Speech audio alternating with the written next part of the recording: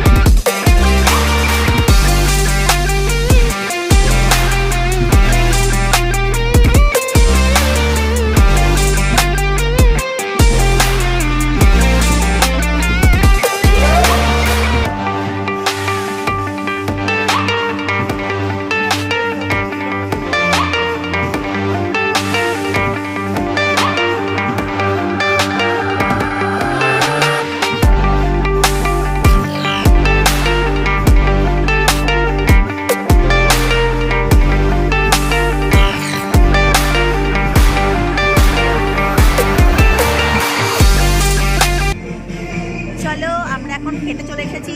তো দেখো, পুরোপুরি পিছনটা ফাঁকা, কারণ আমরাই ফার্স্ট ব্যাচ, এখনো সবাই এসে পৌঁছায়নি। আর এখন খুব একটা বেশি বাজেও না, কটা বাজে, 8:05 হয়েছে। কিন্তু আমাদের সবার বাড়ি যেহেতু দূরে, সেজন্য আমরা অনেক আগে খেয়ে নিচ্ছি।